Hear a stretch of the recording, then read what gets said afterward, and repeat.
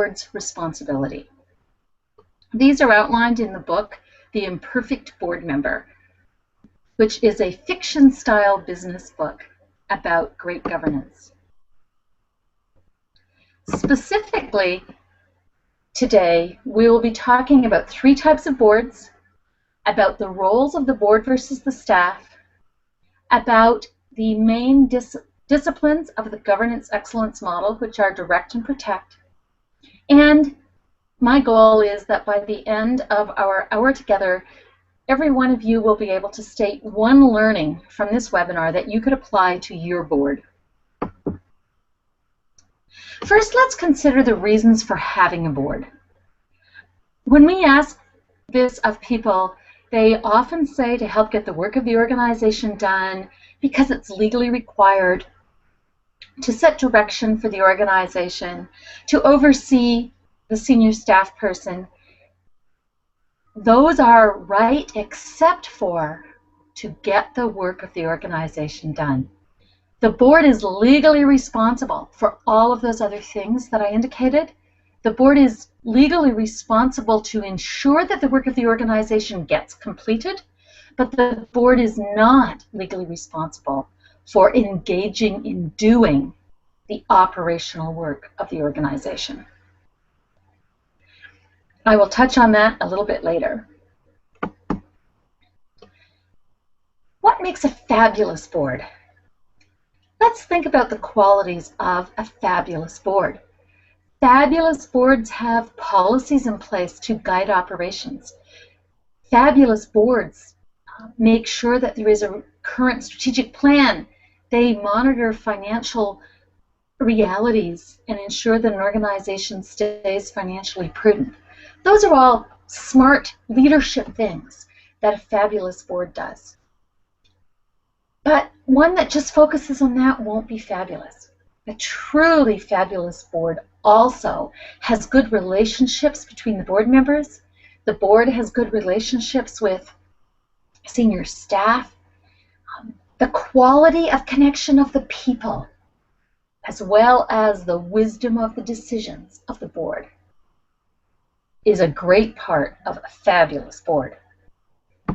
This relates to 2 aspects of board success, which are also aspects of organizational success. Organizations and boards need to be smart if they're going to be successful. Board members' brains need to be engaged. There also needs to be healthy relationships among the board members so that they connect with each other, they're open to discussing with each other, they'll ask each other questions, they'll throw out innovative ideas. They're not afraid that someone's going to think that a question is dumb or an innovative idea is crazy. So, smart things a board has to do is ensure a balanced budget, a progressive strategic plan, and quality and desired products and services are available.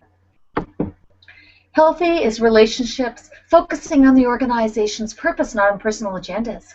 Being there for the organization's growth, not your own personal interests. And communication within the board, among board members, with staff, with the community, with the owners, with listening to customer concerns, not handling customer concerns, but if there's a frequently recurring customer concern, a healthy board will listen to it and ask themselves if this should be impacting, changing the way things are done in the organization. Let's move on to types of boards.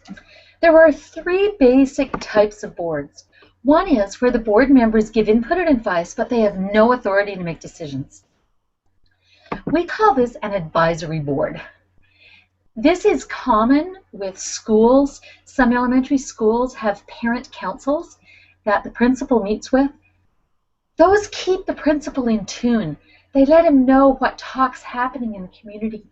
And then the principal can consider if he will change things at the school as a result of that knowledge. But even if every parent on a parent council wants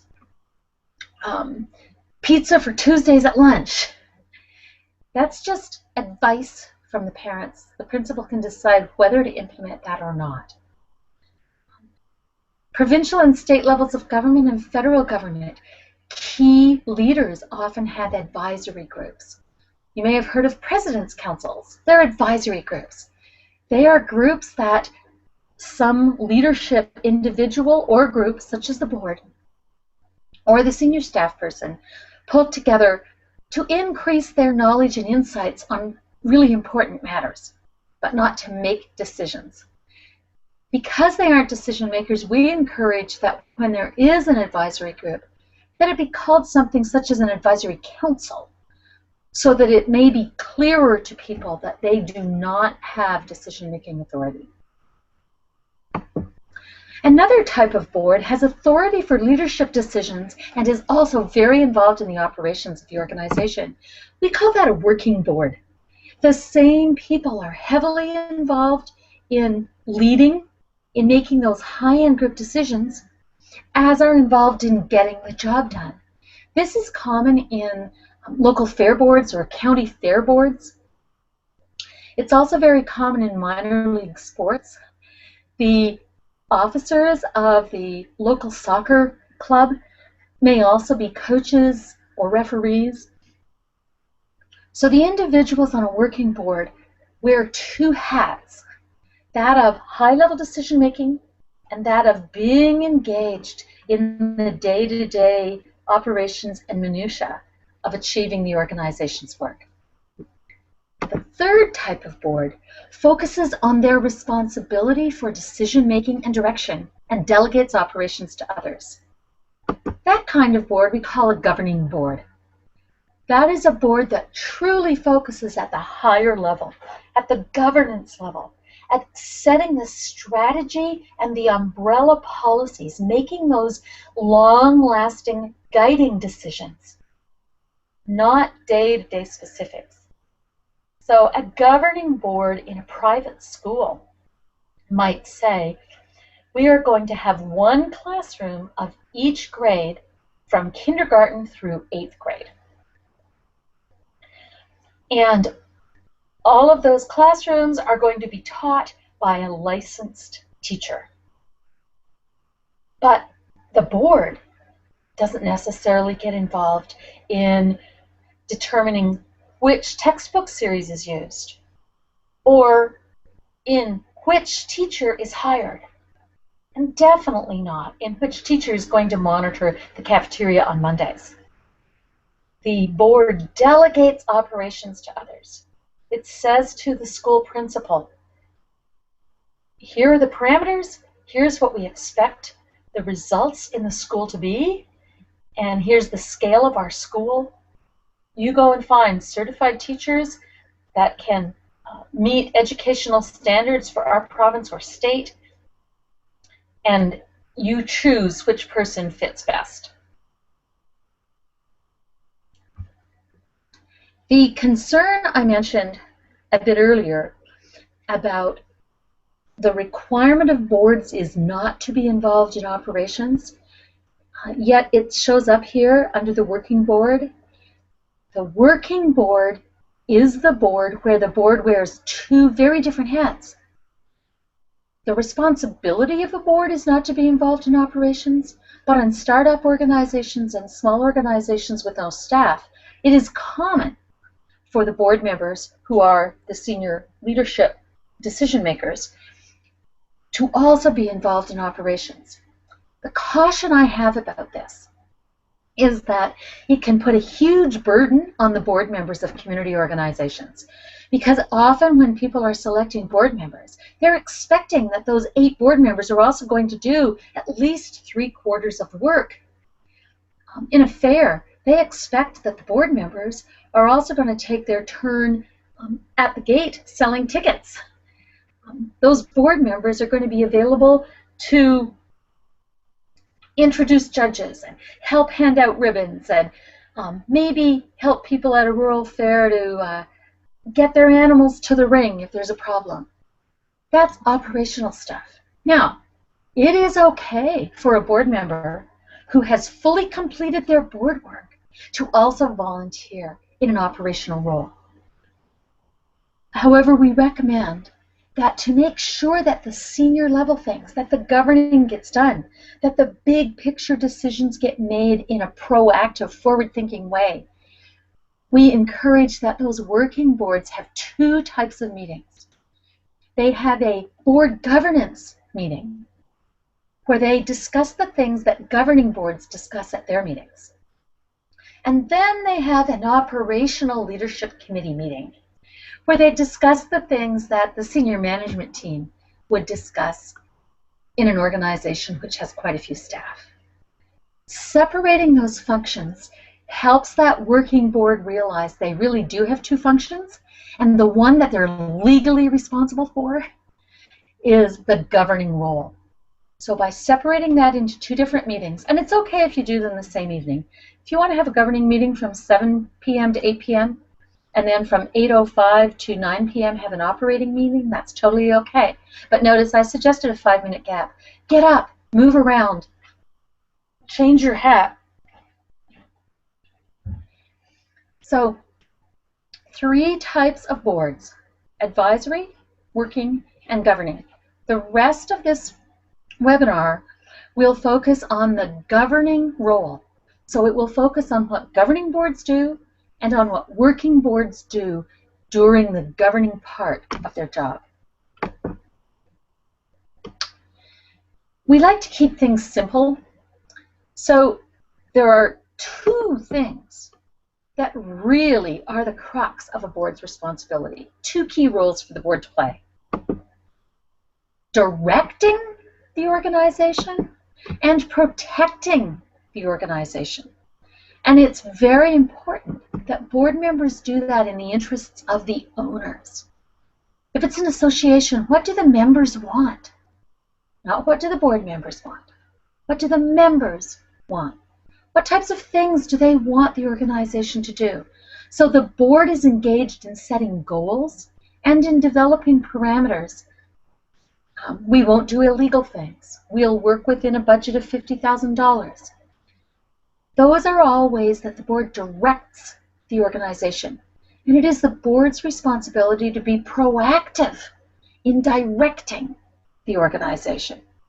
It's also the board's responsibility to protect the owner's investment. So if it is a for-profit company or a co-op, and the owners have put money in, have invested money, they want to get some results as a result of that investment. It is the board's responsibility to ensure that those results are happening. So the board needs to be proactive about directing the organization in the interests of the owners, so the organization focuses on why the owners are even connected with the organization. And the board needs to be proactive about protecting the owner's interests, about monitoring progress of the organization, monitoring financial position, so that the organization stays sound.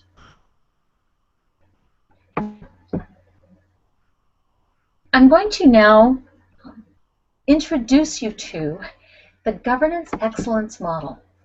This diagram has 7 disciplines, 7 facets of governance, and it provides a phenomenal framework for what boards should do. First, I'm just going to touch on direct and protect again. The biggest facet on this gem is the one with direct and protect. It's to the forefront and it's to the foundation. It is key for a board to be excellent that it pays attention to directing organizational performance, indicating what the organization will do, and to protecting the interests of the owners. In Governance as Leadership is a book published by BoardSource, which is an association for nonprofit board members. In Governance as Leadership, it emphasizes that boards are only leading if they introduce new ideas, if they generate ideas, they generate their actions. They're in charge of governance and that senior level of leadership. So it's really critical that the board is not just rubber stamping things that come from staff or committees, but the board is proactively directing and proactively protecting the organization in the interests of the owners. Another aspect of board leadership is to reflect on organizational results. It's the board's responsibility when they get monthly or quarterly financials or goal progress reports to see how close the organization is to target. And in the areas that the organization has met the goals, it's wise for the board to take a few minutes and say, why did that happen? And ask the staff that were active in getting that work done, what things did you do that most impacted getting these results? Let's keep doing them. And also, it's important for the board to reflect on the areas that aren't meeting goal and say, oh, what's the bottleneck here? What are the challenges? Are these the right goals? What additional resources, what different skills do we need in our people? How can we achieve these goals if they're the right goals? And if they're not the right goals, then how are we going to tweak them?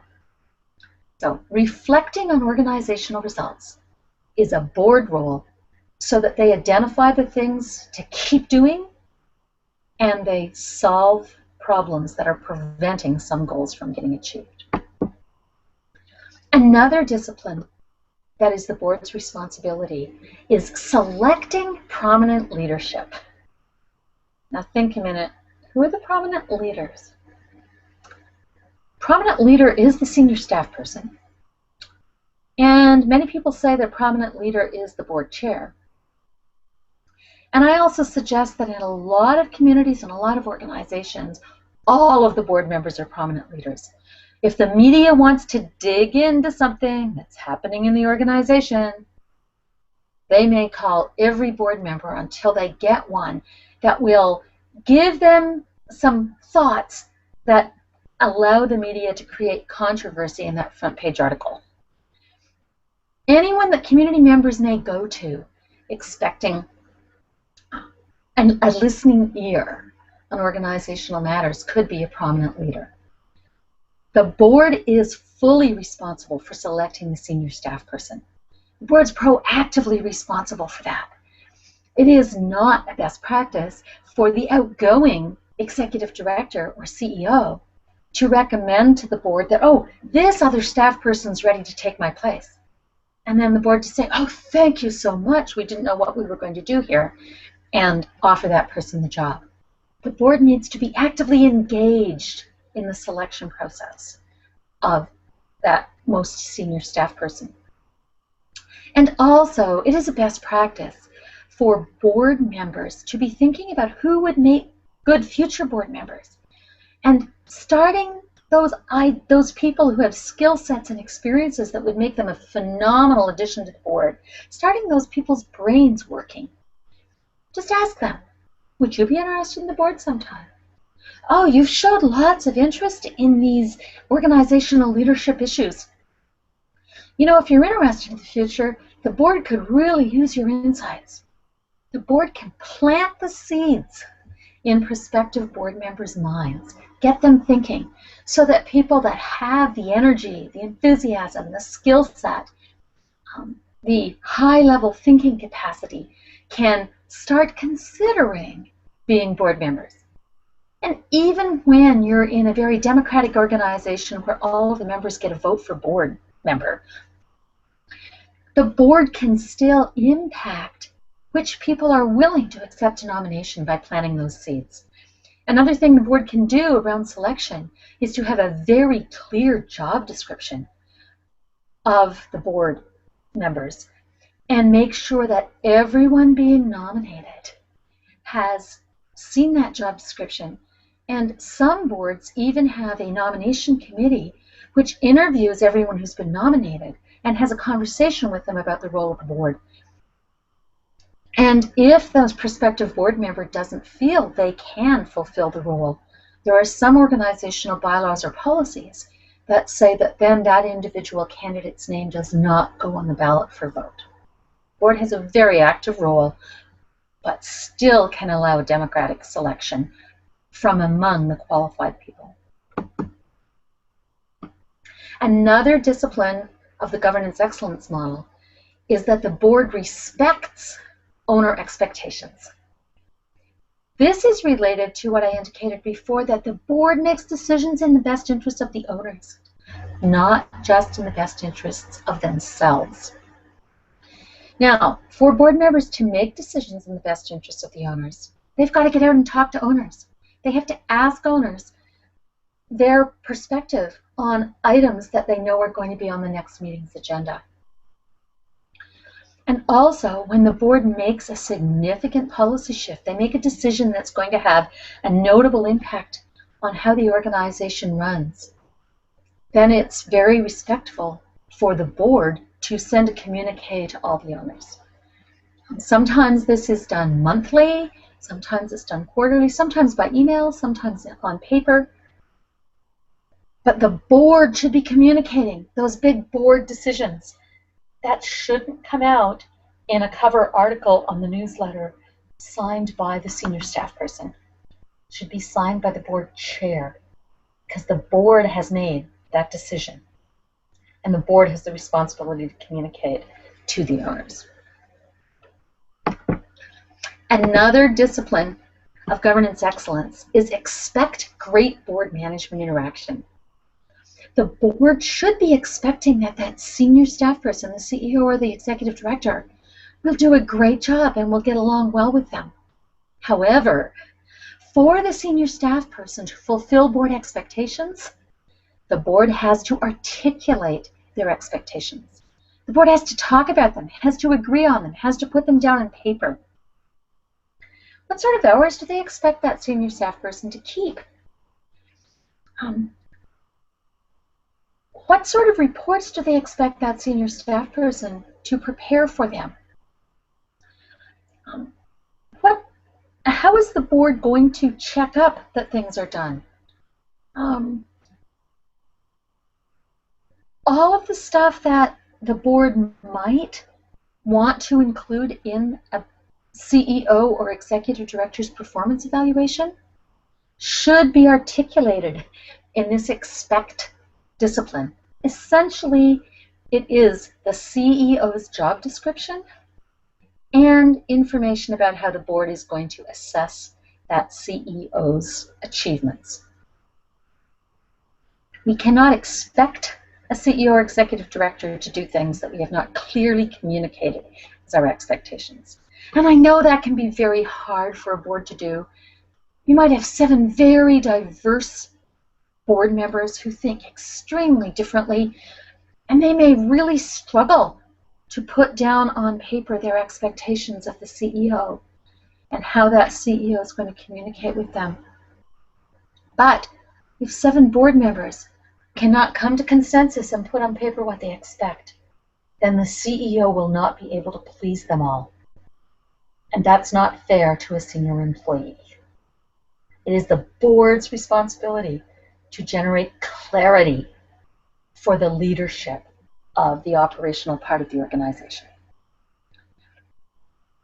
The 7th discipline of governance excellence is connecting for healthy board relationships. It's important that the board agrees how the board is going to work together. It's important that board members get to know each other well enough that they really can work together. They can be vulnerable with each other. Someone's not concerned that they're going to be blacklisted because they raise a unique perspective on an issue. So the governance excellence model provides an excellent foundation for the things that the board needs to do. The board needs to direct and protect for organizational performance and to serve the owner's interests. It needs to reflect on organizational results, select prominent leadership, respect owner expectations, state expectations for board management interaction, and connect for healthy board relations. Notice, the governance excellence model, which is the foundation for board work, the board's role, does not include running the organization. It does not include any operational engagement.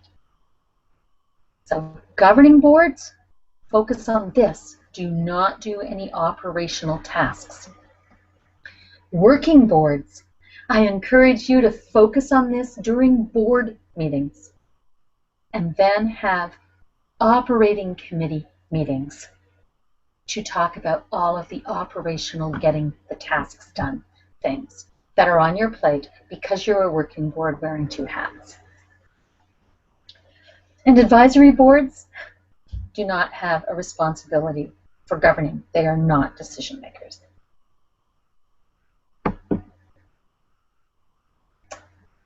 Let's move on to the second model that I consider foundational for board effectiveness. This model defines whose role is what. We call it the secret formula for organizational effectiveness. Take a look at that. Most of you probably think that it's really the outline of most organizational charts. I would agree that it is. However, the reason I call it the secret formula is that so many organizations operate as though this is a secret because they don't follow it. What do you see in the diagram? The executive director reports to the board, but there's no board chair or a board president oval on that diagram. Wonder why that is. Well, it's because the board as a whole supervises the senior staff person. The chair has no legal authority to supervise the senior staff person. The chair may be the primary communicator, usually is, with the executive director or the CEO. But that chair only has legal authority to communicate with the senior staff person the things that the board as a whole decided, the things that are minuted in board meetings. Also, you'll see owners at the top and customers at the bottom. In a membership association, in a co-op, those are the same people. And even in a publicly traded organization, such as a car company, there may be some people that are driving Fords that are customers who also own stocks in Ford. They're owners. If the same people fit in both of those categories, how do we differentiate their role? Well, this diagram suggests that when the interest is in the company continuing, in the company being effective, being profitable, being financially in the black, that's when people are owners. And it's those types of issues that the board focuses on. So the board should be talking to members of associations or a club related to those big picture whole organization things. But customers, oh, I'm a member of the YMCA and I'm really finding that the pool has been much too cold this week. Well, go to the aquatics director about that.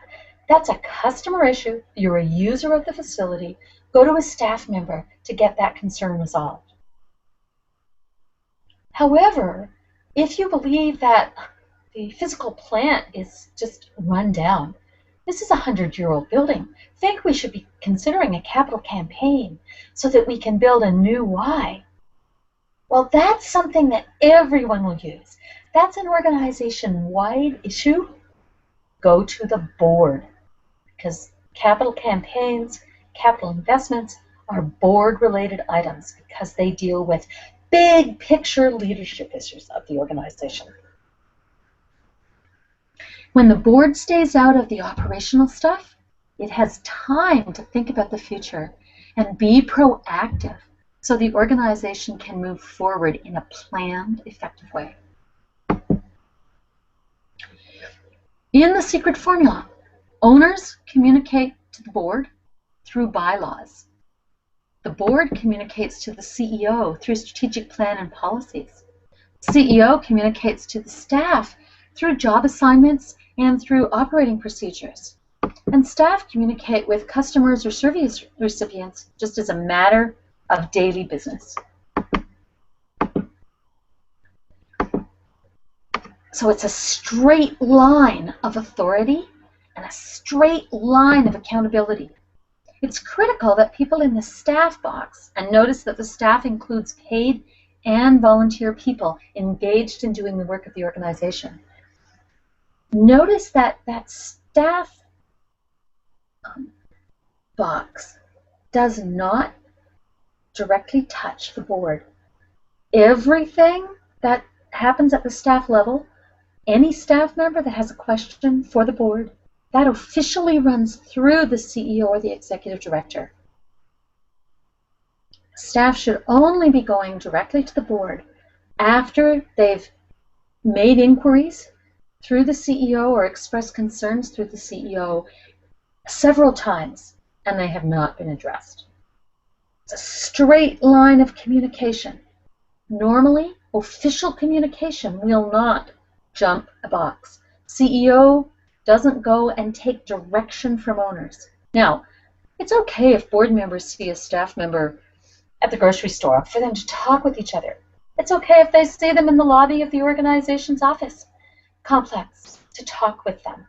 But the board should not be giving instructions to the staff member. Board members shouldn't be asking a staff member to do something. And the staff shouldn't be expressing a bottleneck or handing a report directly to a board member without that going through the CEO. Now, the CEO on some issue that the board wants information on, the CEO may say, oh, I will have Mary help you with that. But the board and staff should not be working together on official business without the CEO directing or authorizing that. All communication needs to follow a straight line so that everyone who needs to be informed is informed. Authority goes down and accountability goes back up. That same straight line of communication. So the secret formula for organizational effectiveness has this general organization chart order, and all official communication and direction and accountability is a straight line.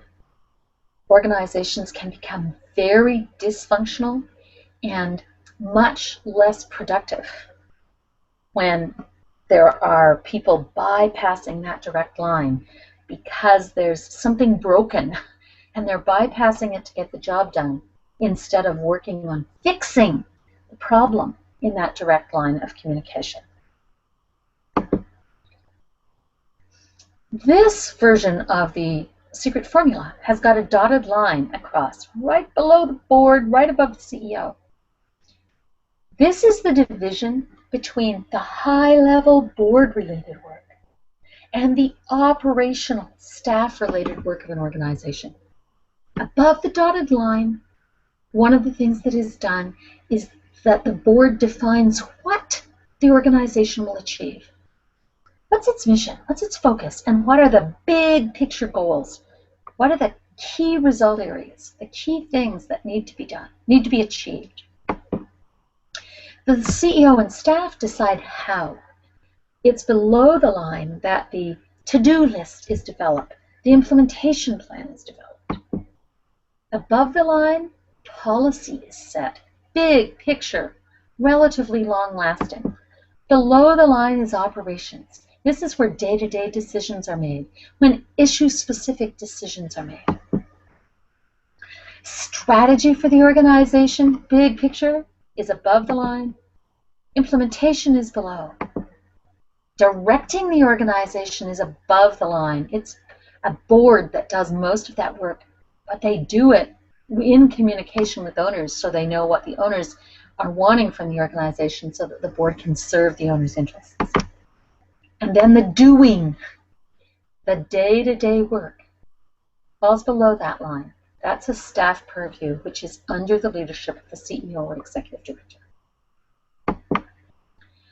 Above the line, the considerations are for the organization as a whole. The focus is on the organization achieving its purpose. Below the line, everything is about serving individuals. It's about customer service, delivering the products and services of the organization.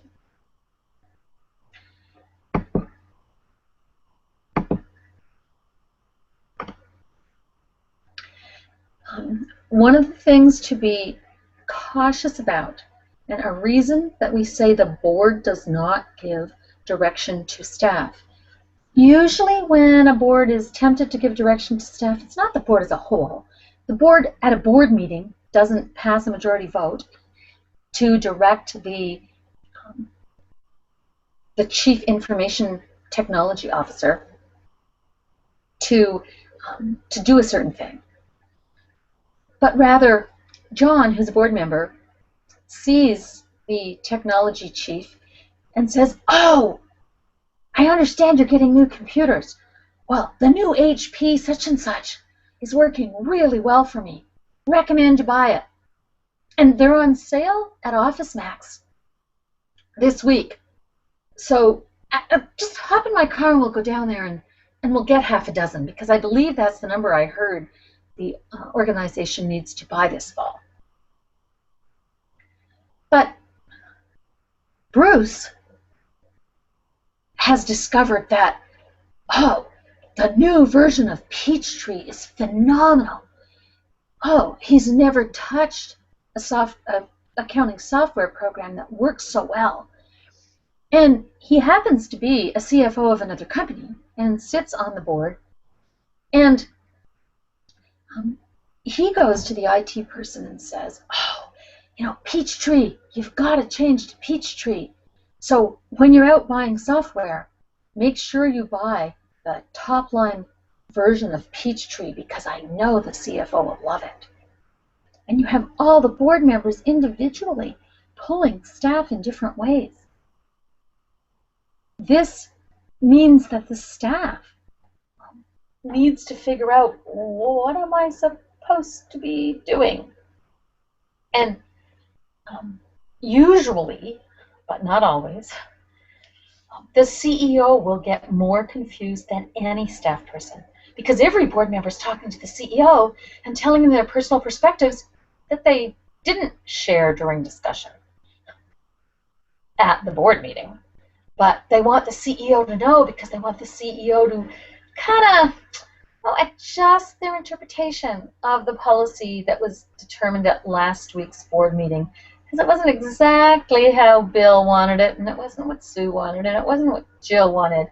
But they all tell the CEO different ways to interpret it, which is extremely confusing. The CEO is pulled in all different directions and cannot focus on getting operational leadership done and directing all of the staff so they can work with excellence. The better way for the board to lead the CEO is for the board to have policies that provide a corral or a fence, and then leave the CEO loose within the parameters. The CEO makes operational decisions within the parameters set by the board. The board agrees where these fences are built, has them in writing, and then the CEO is not confused that every day of the month they're getting some different piece of direction. Now, if you implement these models, when you implement these models, they're only as good as your implementation.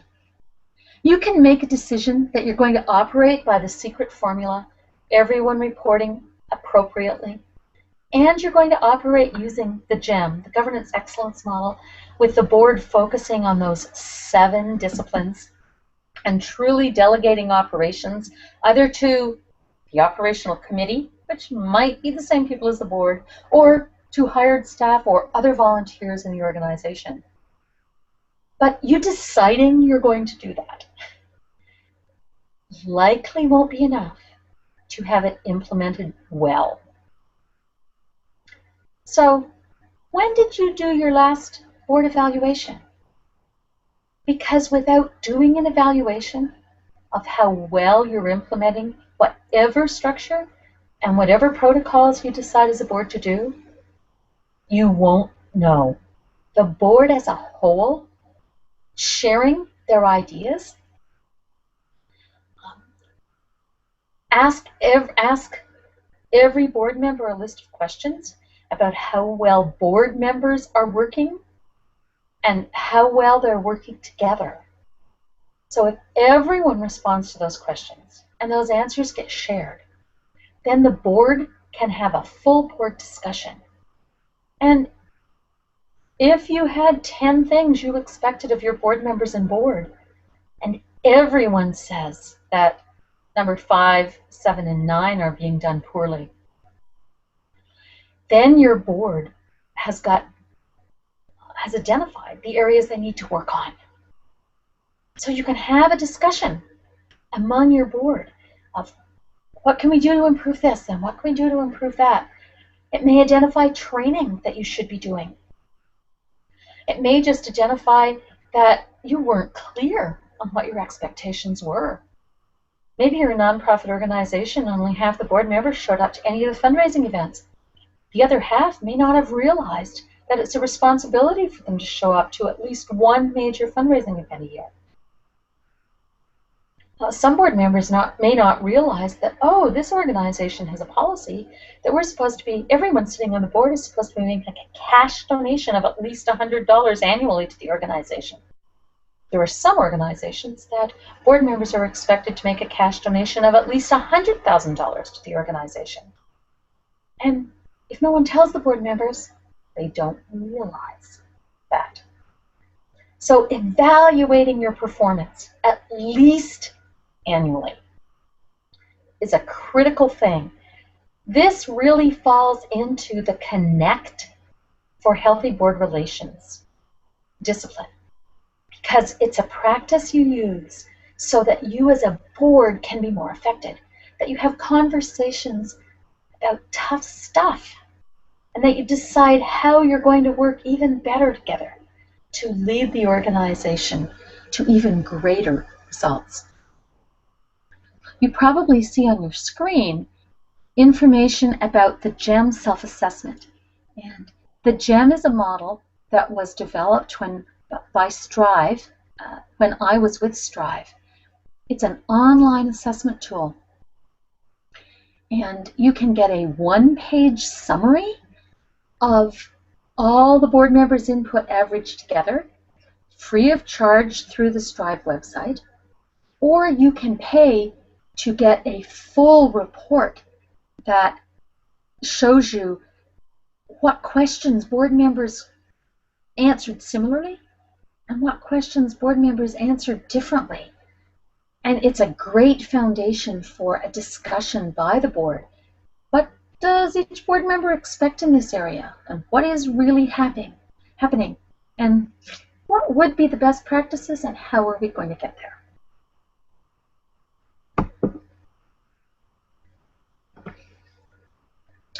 I'd like you now to think, what's one thing from this webinar that you can do to apply your learning to boost your board? I strongly encourage you to think of at least one thing now and jot it down, because once you hang up from the webinar, you'll be moving on to other aspects of your day. And tonight or the next time you're with your board, you may be saying, oh, there was something that sparked my interest, something I wanted to investigate, that might work with our board. Oh, what was that? And you may not have the 45 minutes to listen to the recording of this webinar to go back and find what that was that sparked your mind. So I ask you, please jot down one takeaway and please report it in the chat box. We'd like to see what your takeaways are from today. And another thing that I would like you to do in the chat box is to ask questions. We still have 10 minutes, and I would be happy to ask questions on the aspects of governance covered in this webinar, as well as anything about governance that you would like to inquire about. So, any questions from the group?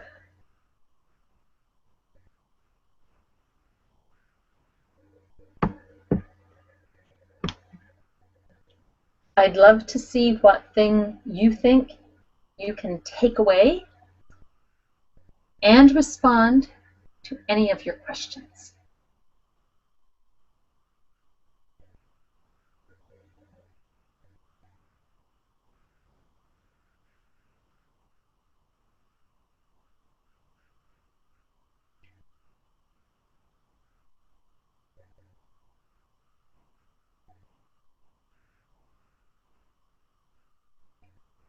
Lauren, are you seeing any questions or anyone reporting takeaways?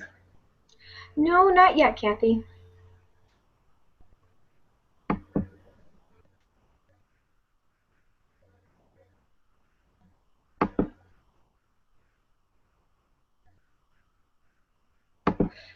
Okay. I'm going to generate a quick poll about board evaluations.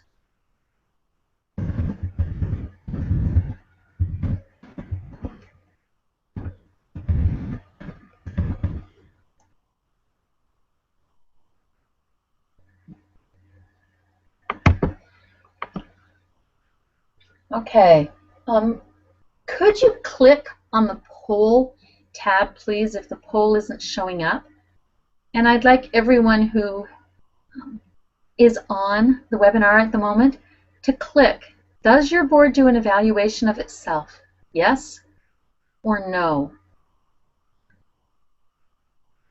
Could you quickly vote, please? And just tell us, does your board do a self-evaluation?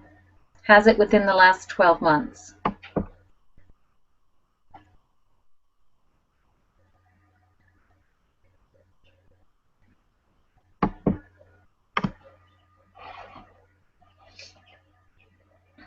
Okay, I'm seeing that there are some people commenting.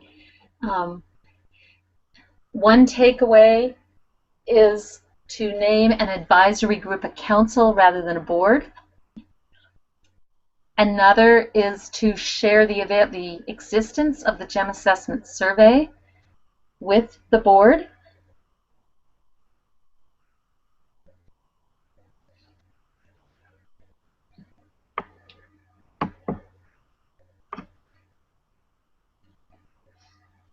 Okay, I haven't got takers on that poll yet. So if you'd like to respond to that poll. Okay. Not seeing any questions at this time. I want to take this opportunity to thank you for your participation. We are here to address your questions. Anything that you'd like to ask us, feel free to email us. And any services that we may be able to provide you with or direct you to, feel free to connect with us. We look forward to connecting with you again related to governance excellence. Have a great rest of your day, and may your boards be successful.